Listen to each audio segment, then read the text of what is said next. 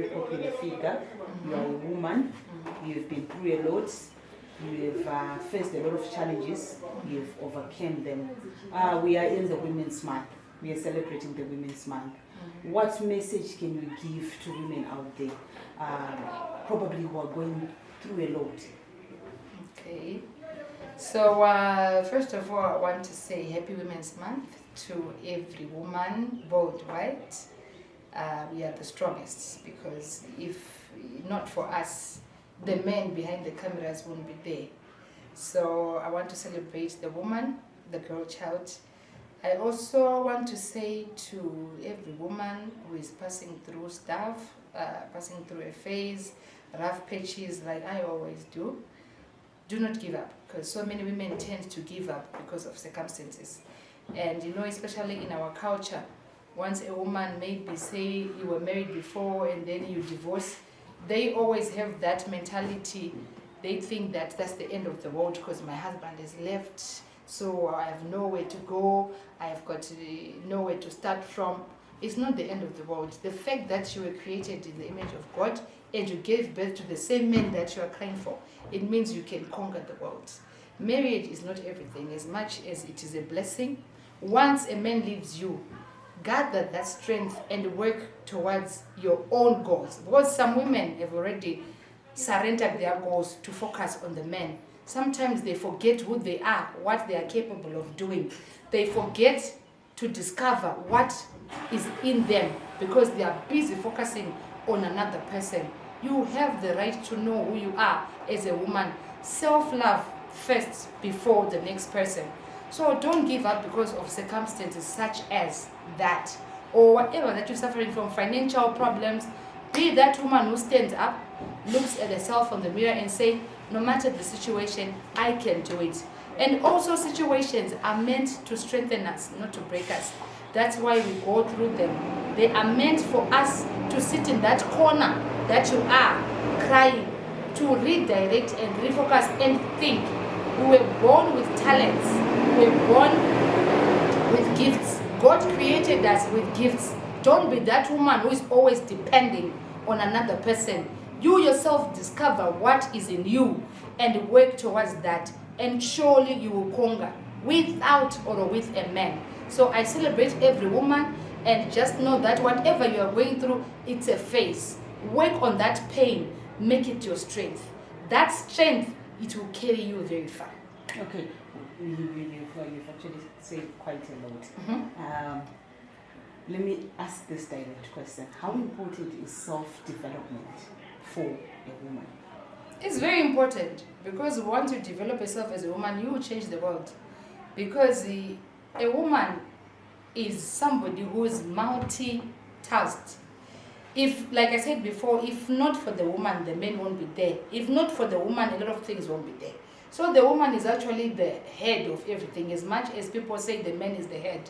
If not for the woman, the men will be there. So it's very important.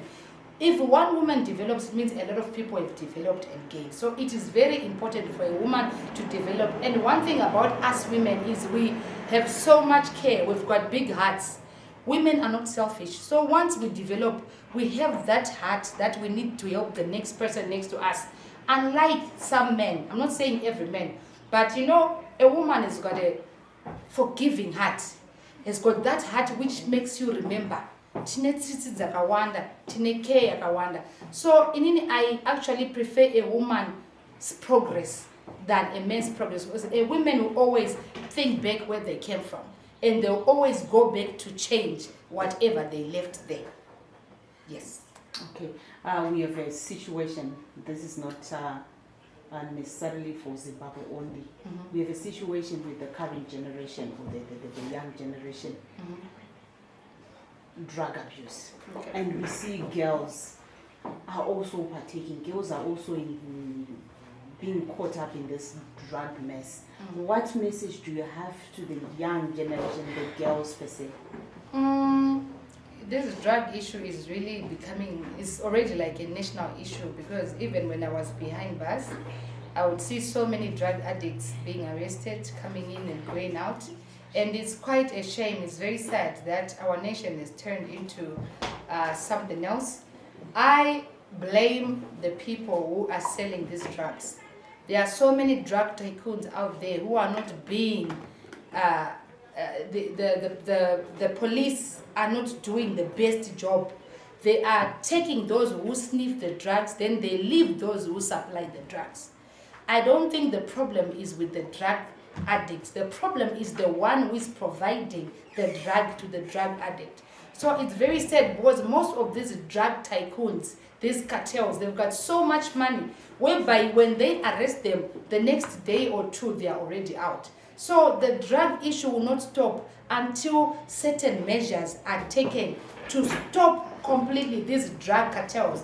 They are killing the nation. As much as you say, I'm not a murderer, making somebody to turn into a drug addict is the same as killing somebody, because if you look at their future, it's wasted.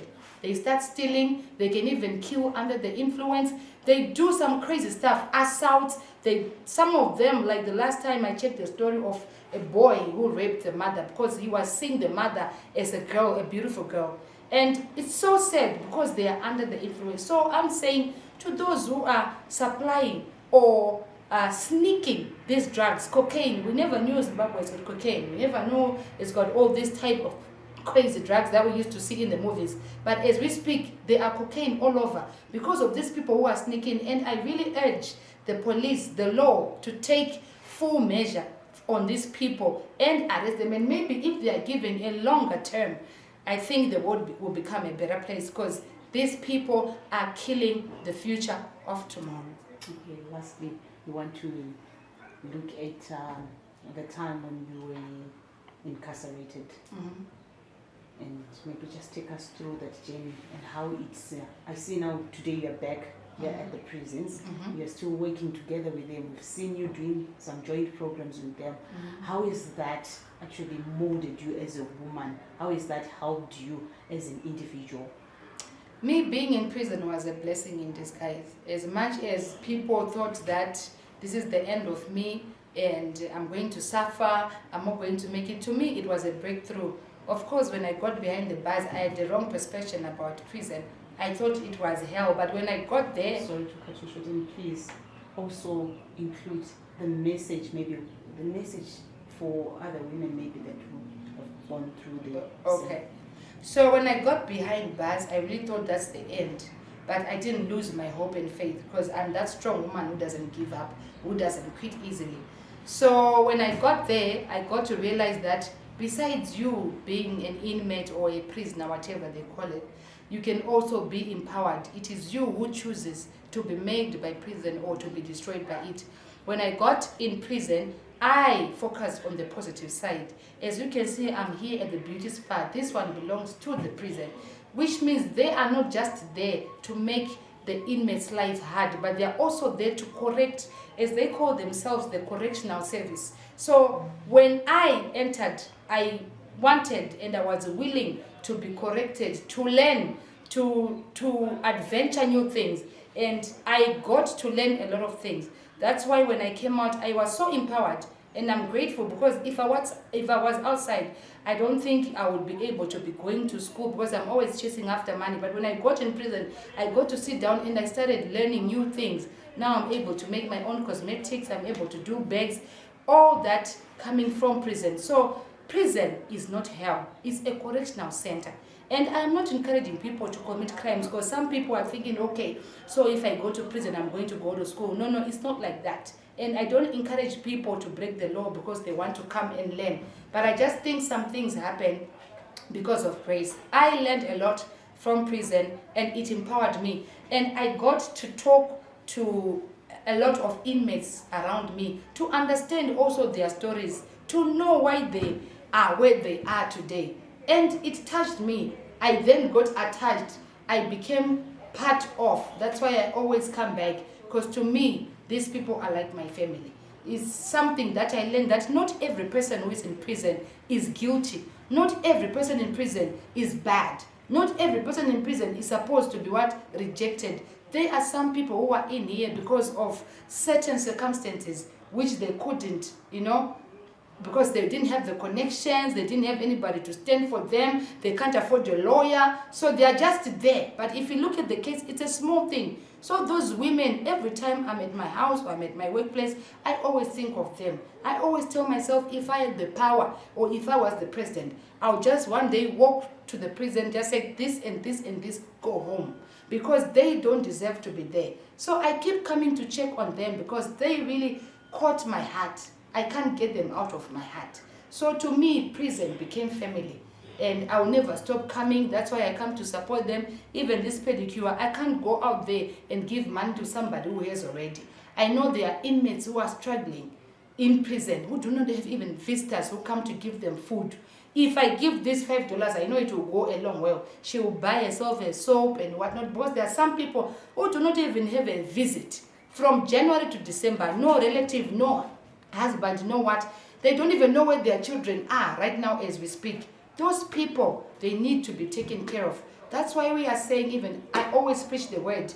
Let's remember those in prison. Let's take care of them. Let's remember them. Let's put them in our prayers, because not all of them are bad.